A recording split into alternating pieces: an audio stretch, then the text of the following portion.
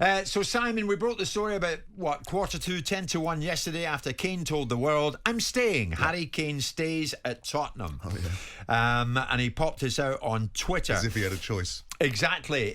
Well, certainly his boss at Tottenham, Nuno Espirito Santo, was chuffed that he's decided to stay. We are all very happy. One of the best players in the world. So we are all very happy, delighted to have one more option to the season ahead of us. I think since Harry joined us, he's been working, so this is what we value. His attitude in training sessions have been great. So it's finished. Harry's going to be with us. Like I said, fantastic news for everybody.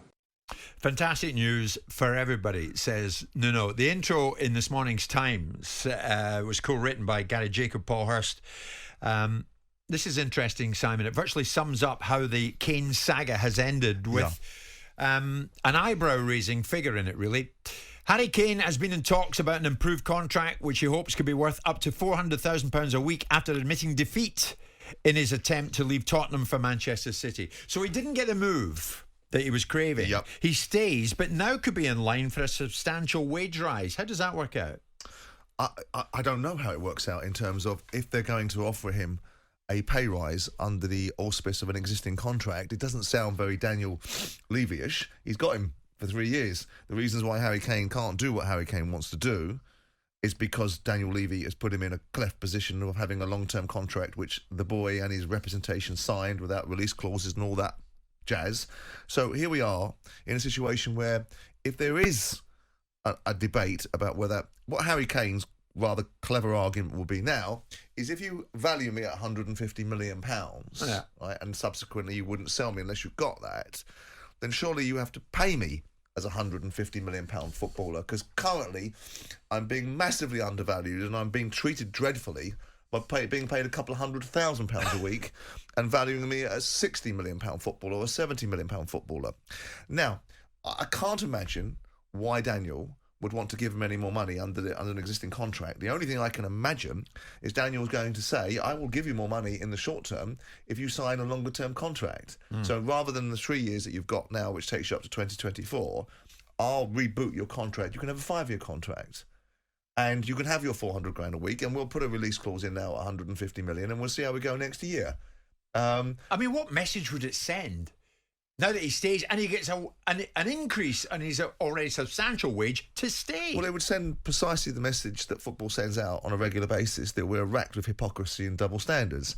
And I find it difficult to suggest that I would believe that Daniel Levy, in this particular incarnation of now retaining Harry Kane, is going to sit there and say, look, I'm going to give you another £10 million a year because you couldn't get what you want. And I don't have to give it to you because I've already got you for 3 years and I've already made my point that people, and really and truly, the people in this that need to have a look at themselves are Manchester City. Yeah. Because if they wanted this player, then they should have just bought him. Yeah. And we all know, with the greatest respect in the world, it's not about how much the player transfer costs. Because if they wanted to buy Harry Kane and put him on a 5 or 6 year deal at 150 million quid, which, by the way, is obscene money, and we mustn't lose sight of that. No. He's going to depreciate at £20 million a year or £25 million a year. And Man City can easily absorb that within the confines of financial fair play in the increased opportunities that it'll have as a result of Harry Kane. I get what you're saying, Simon, but you're robust in negotiation. I'm sure you are. Yeah.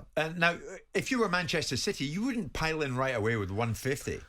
No, of course I wouldn't. But when it comes to the point where you're sat at a table or you're sitting across a phone line with somebody else, and you know that they're not going to blink, you know the cut of the jib of the person that you're negotiating with. Daniel Levy's not going to blink.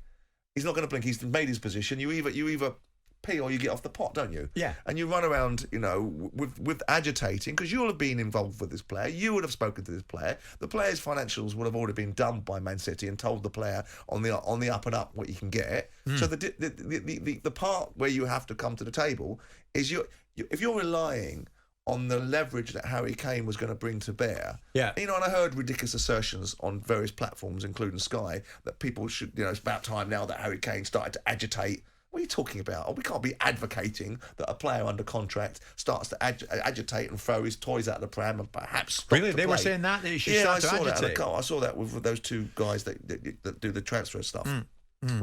Carve and the other one. Darmish, yeah. And with that in mind, if Man City were relying on that, then that's pretty poor form, because they should rely on the fact there's a commercial discussion, the guy's got a 3-year contract, and they would be furious if the boot was on the other foot. Yeah. So we can't really be sitting here and saying that Harry Kane, in all seriousness, under the auspice of Daniel Levy and the way that Daniel Levy operates, is really meriting a pay rise. And they're going to reverse the argument and say, well, you can't have it the other way, Spurs. You can't put me at a price point that you can't sell me for and then pay me as if I'm a different price point. And Spurs' answer must be, yes, we can.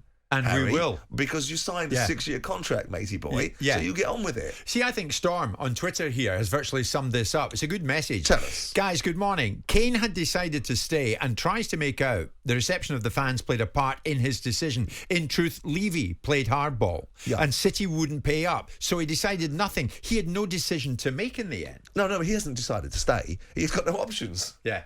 His options were to go out and to set fire to the image of Harry Kane. The only way that Harry Kane could have done anything different was to set fire to the fact that he's a consummate professional, he's a consummate pro in how he approaches the game and how he trains, and he'd have to go down and do what you describe as a Riyad Mahrez, which is basically say, I'm down in tools, I'm not playing, I'm going to have a turn, and I'm going to turn to the PFA and get them to support me, because they support everything. Yeah. I'm going to put it out there, actually, Simon, because the more you look at this, the more you think, no, hang on. It's a liberty, isn't it? Yeah. I mean, Tottenham fans this morning listening to this, I mean, when you analyse it, would it not be an insult for Tottenham to now reward Harry Kane, their one-away striker, with a pay rise? What's your take on that? Give us a call on that. 08717 223344 810 89. Off the back of the news yesterday that we brought to you at lunchtime, that Kane stays. Jim White and Simon Jordan, Monday to Thursday morning 10 till 1 on AM, on DAB, via the talkSPORT app and on your smart speaker. talkSPORT.